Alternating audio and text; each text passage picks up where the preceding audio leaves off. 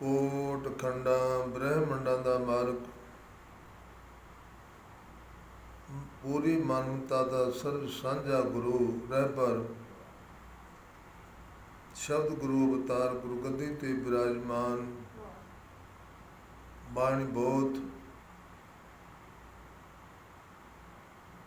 ਧੰਨ ਧੰਨ ਆਦਿ ਸ੍ਰੀ ਗੁਰੂ ਗ੍ਰੰਥ ਸਾਹਿਬ ਜੀ ਦੀ ਪਾਵਨ ਹਜ਼ੂਰੀ ਅੰਦਰ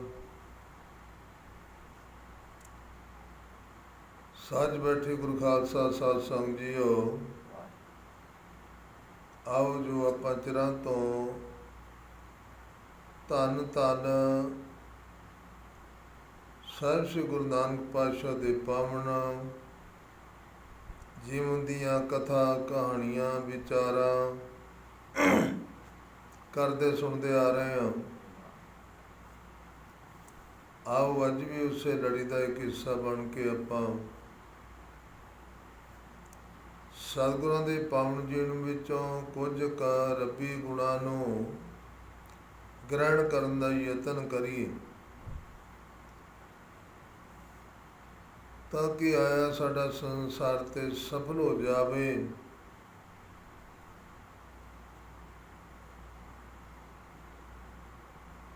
ਇਹ ਜੀਵਨ ਮਾਰਗ ਦੇ ਦਰ ਤੇ ਪ੍ਰਵਾਨ ਹੋ ਜਾਵੇ।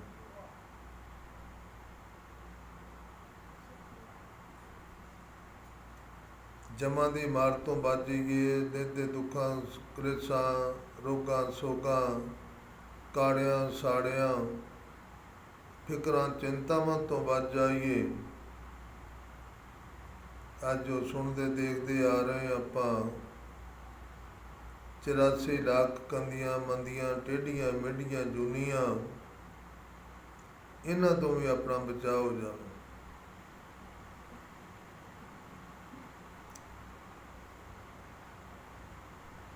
ਬਚਾਅ ਤਾਂ ਹੀ ਹੋ ਸਕਦਾ ਪਿਆਰਿਓ,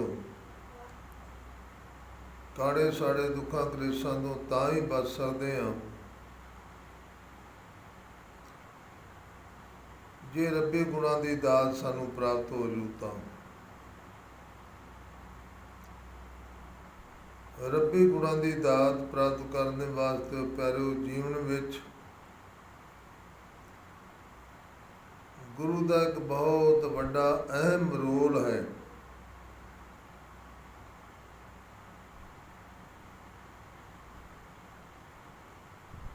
ਗੁਰੂ ਸਾਥ ਹੋਵੇ,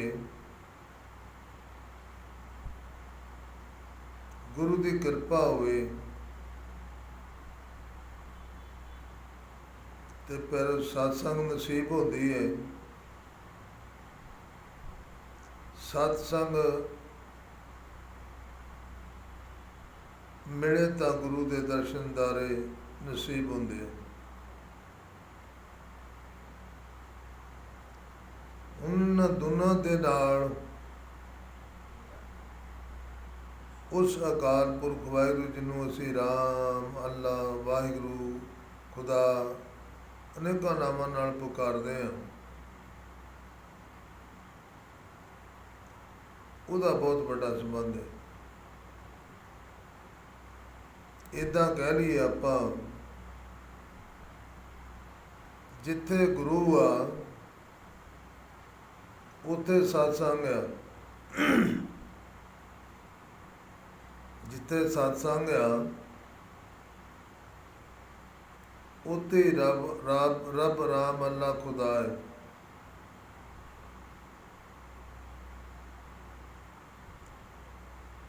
ਔਰ ਰੱਬੀ ਗੁਣ ਵੀ ਸਾਨੂੰ ਉੱਥੋਂ ਹੀ ਪ੍ਰਾਪਤ ਹੋਣਗੇ। ਇੱਕ ਅਸੀਂ ਨੂੰ ਹੱਟ ਕਹਿ ਲਈਏ, ਦੁਕਾਨ ਕਹਿ ਲਈਏ, ਬਾਜ਼ਾਰ ਕਹਿ ਲਈਏ,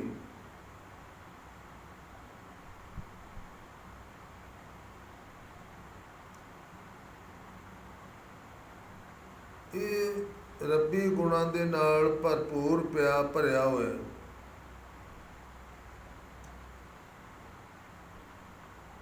ਇੱਥੋਂ ਜਿੰਨੇ ਮਰਜ਼ੀ ਅਸੀਂ ਗੁਣ ਚੁੱਕ ਸਕਦੇ ਹਾਂ, ਖਰੀਦ ਸਕਦੇ ਹਾਂ।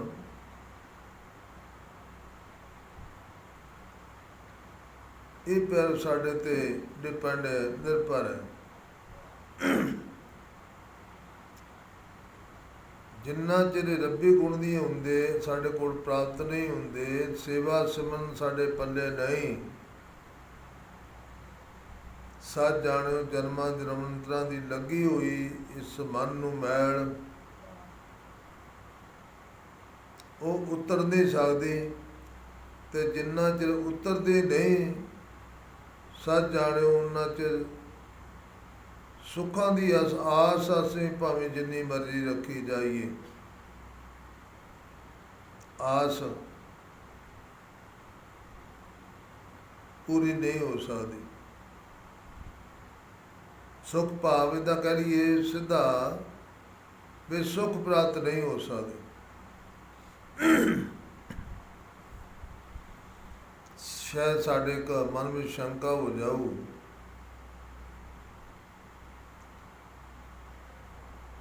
ਗੁਰੂ ਵਾਲੇ ਵੀ ਨਹੀਂ, ਸਤਸੰਗ ਵਿੱਚ ਵੀ ਨਹੀਂ ਜਾਂਦੇ, ਖੁਦਾ ਨੂੰ ਵੀ ਨਹੀਂ ਮੰਨਦੇ, ਅੱਲਾ ਰਾਮ ਨੂੰ ਨਹੀਂ ਮੰਨਦੇ, ਧਨ ਦੌਲਤ ਬਹੁਤ ਹੈ, ਸੁੱਖ ਬਹੁਤ ਹੈ,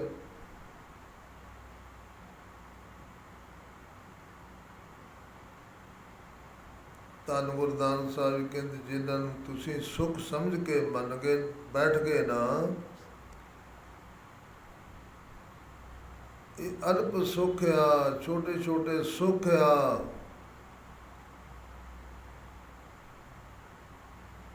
ਜੇ ਸਾਨੂੰ ਕੋਈ ਥੋੜਾ ਲੰਬਾ ਸੁੱਖ ਵੀ ਮਿਲ ਗਿਆ ਉਹ ਥੋੜਾ ਜਿਹਾ ਬਾਹਰੀ ਤਨ ਦਾ ਸੁੱਖ ਆ, ਮਨ ਦੇ ਅੰਦਰ ਕਲਪ ਰਿਹਾ ਹੈ, ਮਨ ਦੇ ਅੰਦਰ ਕਲਪ ਰਿਹਾ, ਤੜਫ ਰਿਹਾ ਹੈ, ਚਿੰਤਾਵਾਂ ਨੇ। ਧੰਨ ਗੁਰੂ ਨਾਨਕ ਸਾਹਿਬ ਨੂੰ ਇਹ ਗੱਲ ਕਹਿਣੀ ਪੈ ਗਈ, ਕਹਿੰਦੇ ਸੰਸਾਰ ਦੇ ਲੋਕੋ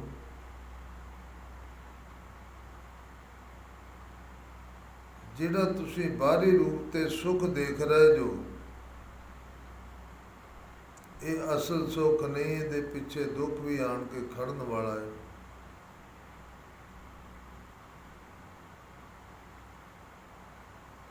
ਹੁੰਦਾ ਵੀ ਇਸ ਤਰ੍ਹਾਂ ਹੀ ਆ। ਥੋੜਾ ਜਿਹਾ ਸੁੱਖ ਆਉਂਦਾ ਹੈ, ਗੁਰੂ ਨੂੰ ਭੁੱਲ ਜਾਂਦੇ ਆ, ਭਲੇ ਕਰਮਾਂ ਨੂੰ ਭੁੱਲ ਜਾਂਦੇ ਆ, ਉਸ ਖੁਦਾ ਨੂੰ ਭੁੱਲ ਜਾਂਦੇ ਆ।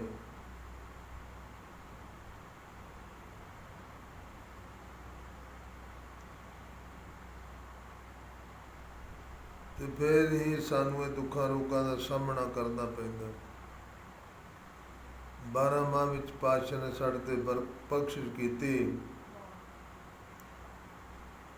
ਉਹ ਕਹਿੰਦੇ ਪਰਮੇਸ਼ਰ ਤੇ ਭੁੱਲਿਆ ਵਿਆਪਣ ਸਭੇ ਰੋਗ। ਕਿੱਥੋਂ ਪੈਦਾ ਹੋਏ ਰੋਗ, ਕਿਉਂ ਦੁਖੀ ਹੋਇਆ ਇਹ ਜੀਵ? ਦਰਅਸਲ ਉਸ ਜਿਹੜਾ ਸੁੱਖਾਂ ਦਾ ਦਾਤਾ ਸੀ ਨਾ, ਜਿਹਨੇ ਸੁੱਖ ਦੇਣੇ ਸੀ ਸਾਨੂੰ, ਉਹਨੂੰ ਭੁੱਲ ਗਏ ਸੀ।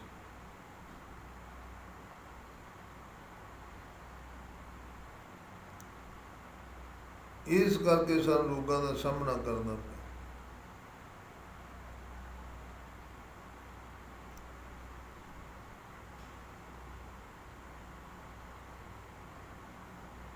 ਥੋੜਾ ਜਿਹਾ ਸੀ ਹੋਰ ਡੂੰਘੇ ਵਿਚਾਰ ਚਲੇ ਜਾਈਏ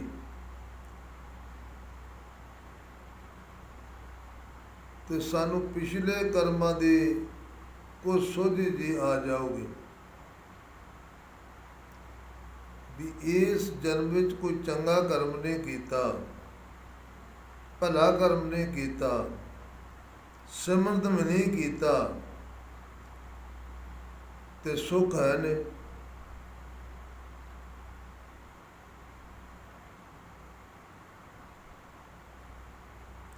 ਆਖਰ ਕੋਈ ਤਾਂ ਕਾਰਨ ਹੈ ਨਾ। ਫਿਰ ਸਾਨੂੰ ਮੰਨਣਾ ਪਊ ਗੁਰੂ ਦੀ ਗੱਲ ਨੂੰ ਵੀ ਤੇਰੇ ਪੂਰਬਲੇ ਸੰਜੋਗਾਂ ਦਾ ਫਲ ਹੈ। ਕਿਸੇ ਕਰਮ ਤੂੰ ਚੰਗਾ ਬੀਜ ਬੀਜਿਆ ਕਿਸੇ ਟਾਈਮ, ਉਹ ਚੰਗਾ ਬੀਜ ਦਾ ਫਲ ਉਦੋਂ ਬੀਜਣ ਦੇ ਟਾਈਮ ਨਹੀਂ ਖਾ ਸਕਿਆ ਤੂੰ, ਸਵਾਸਾਂ ਦੀ ਪੂੰਜੀ ਖਤਮ ਹੋ ਗਈ। ਬੀਜ ਬੀਜਿਆ ਗਿਆ ਤੇਰੇ ਭਲੇ ਕਰਮ ਦਾ,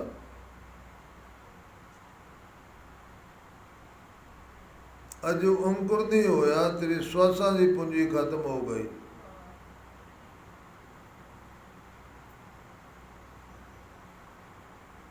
ਉਸ ਬੀਜ ਨੇ ਅੰਕੁਰ ਹੋਣਾ ਸੀ, ਪੌਦਾ ਬਣਨਾ ਸੀ, ਵੱਡੇ ਦਰਖਤ ਦਾ ਰੂਪ ਧਾਰਨ ਕਰਨਾ ਸੀ,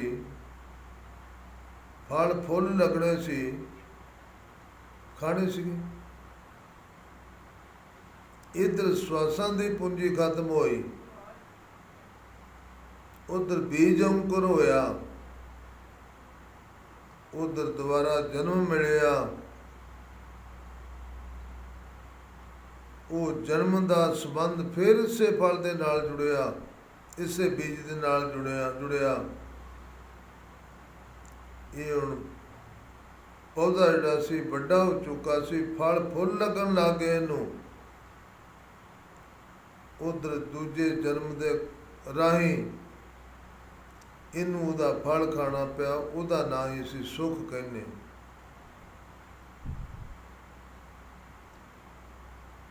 ਇਹਦੇ ਪਿੱਛੇ ਹੁਣ ਕੋਈ ਸਿਮਰਨ ਨਹੀਂ ਹੈ, ਇਹ ਸੁੱਖ ਦੇ ਪਿੱਛੇ ਹੁਣ ਦਾ ਸਿਮਰਨ ਨਹੀਂ ਭਾਵ।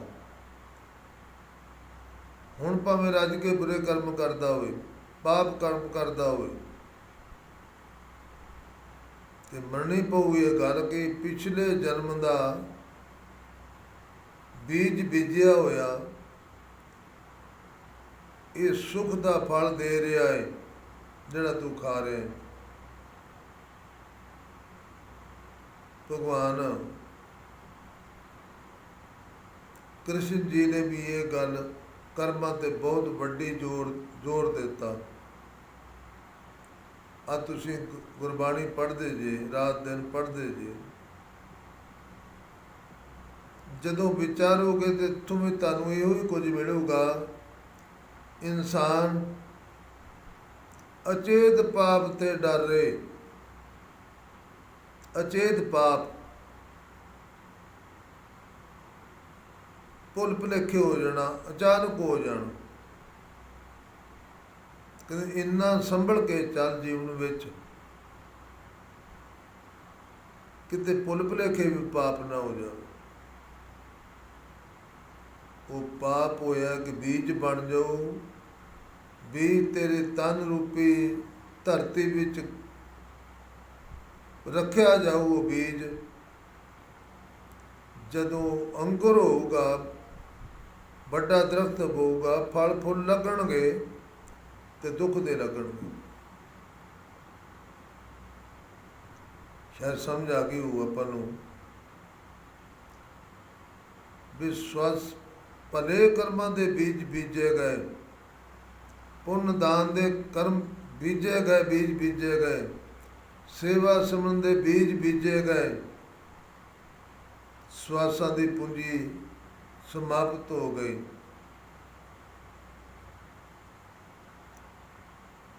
ਪਾਤਸ਼ਾਹ ਨੇ ਕਿਹਾ ਆਪ ਬੀਜ ਆਪੇ ਹੀ ਖਾ।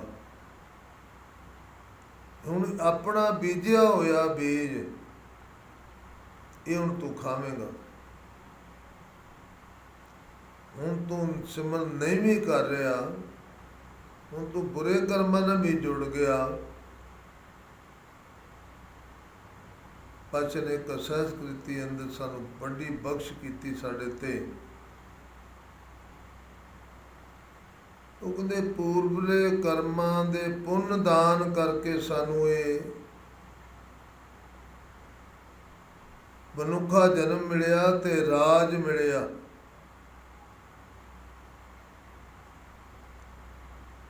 ਇਹ ਪਿਛਲੇ ਕਰਮਾਂ ਦਾ ਭਲਾ ਕਰਮ ਸੇਵਾ ਸਿਮਰਨ ਦਾ ਬੀਜ ਬੀਜਿਆ ਸੀ, ਪੁੰਨ ਦਾਨ ਕੀਤਾ ਸੀ। ਉਹਦੀ ਬਰਕਤ ਕਰਕੇ ਮਨੁੱਖਾ ਜਨਮ ਮਿਲਿਆ। ਕੱਲਾ ਮਨੁੱਖਾ ਜਨਮ ਨਹੀਂ ਮਿਲਿਆ, ਬਹੁਤ ਵੱਡਾ ਅਮੀਰ ਜੀਵਨ ਮਿਲਿਆ, ਜਿਹਨੂੰ ਅਸੀਂ ਰਾਜਾ ਕਹਿ ਦਿੰਦੇ ਹਾਂ ਆਮ ਤੌਰ ਤੇ। ਰਾਜਾ